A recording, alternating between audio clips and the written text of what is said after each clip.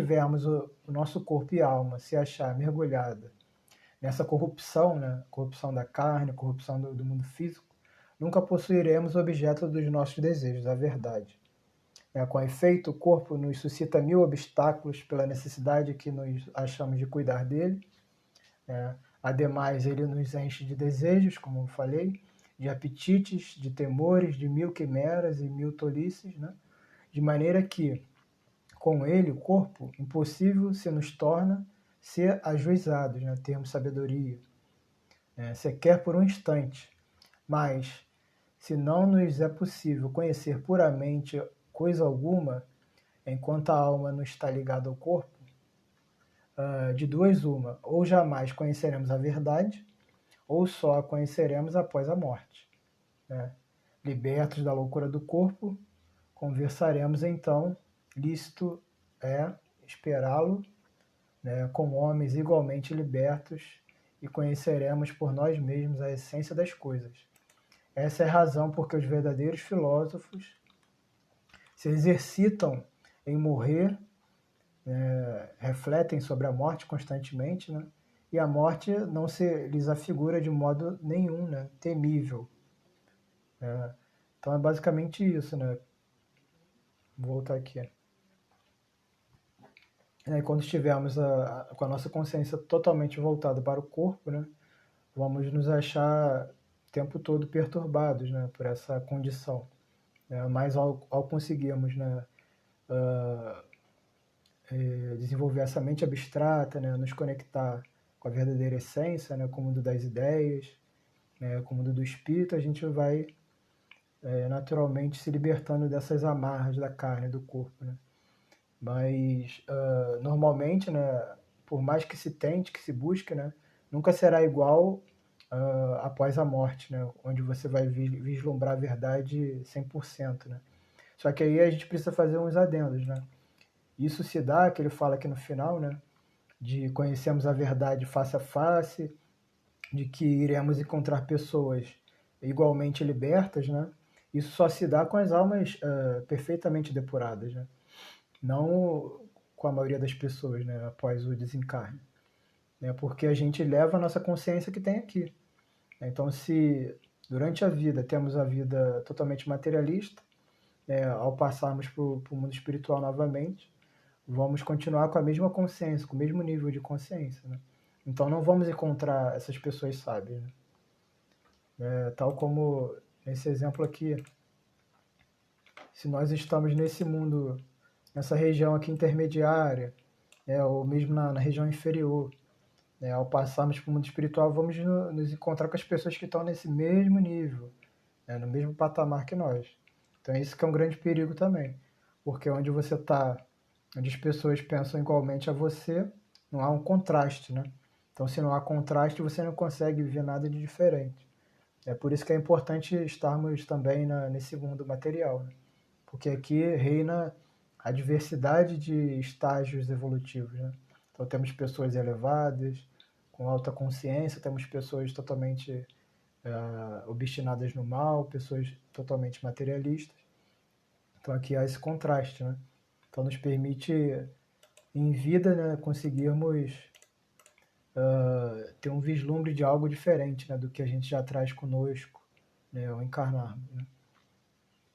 Então basicamente é isso nesse item. Né?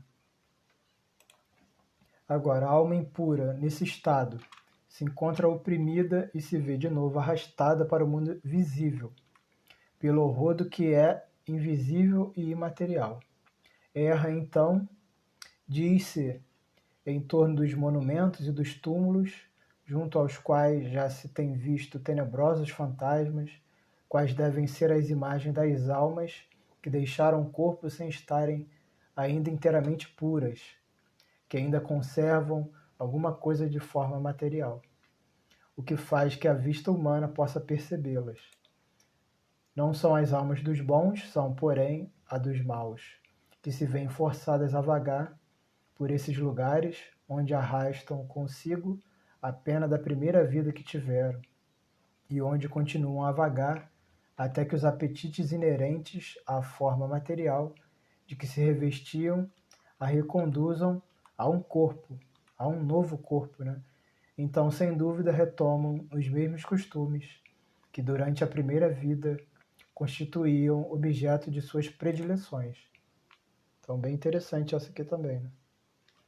Como vimos ao desencarnarmos, né? Ao advir a morte, né? Vamos continuar com a mesma consciência que temos aqui. Né? Então, se a pessoa era totalmente materialista, totalmente obstinada no mal, é esse estado de consciência que ela vai se deparar, né, no mundo espiritual. Então, se a pessoa é muito apegada ao plano físico, né, aos prazeres dos cinco sentidos, da matéria, ela continuará por essas regiões, né? Então, por isso que vem essa ideia das assombrações, né? Por exemplo, das casas, a casa que a pessoa viveu, ela fica pegada ali. E com o tempo, passando-se alguns anos, né, até centenas de anos, por imposição divina, né, ela acaba por retornar também a um novo corpo, uma nova existência, né, para ter uma nova chance, uma nova oportunidade. Até porque, como eu falei, né, aqui há essa diversidade de consciência, né, de estados. Quanto lá, ela vive na região em que ela tem afinidade, portanto não há disparidade de pensamentos, né? Vai haver sempre ali uma concordância de pensamentos, né? Então ela fica sem vislumbrar algo além, né? Então é por isso que é importante. Então ele falou sobre as almas penadas, né? E sobre também aqui o conceito da reencarnação, né? O do renascimento, né? Até que elas se reconduzam de novo a um novo corpo, né? Deixa eu só dar play aqui rapidinho.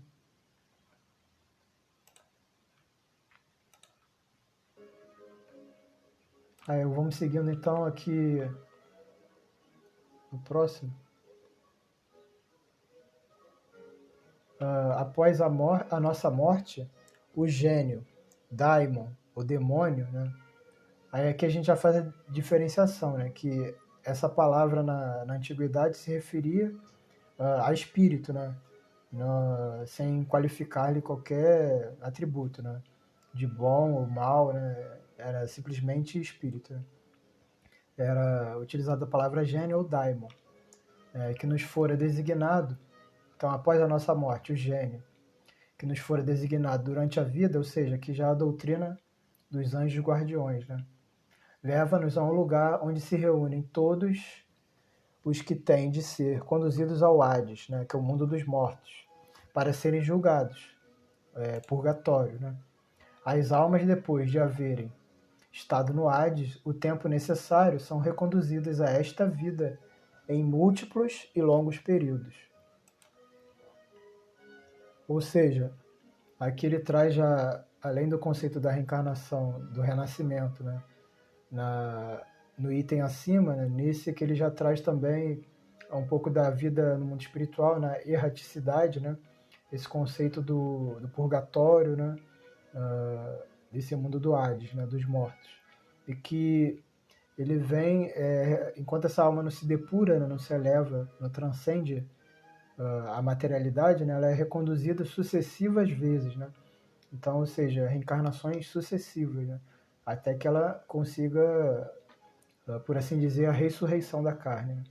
Que é quando ela atinge o estado de pureza espiritual absoluto. Aí seguindo, né, no próximo, os demônios, ou seja, que daimon, né, daimon ou gênios, né, ocupam o espaço que separa o céu da terra, ou seja, o mundo espiritual.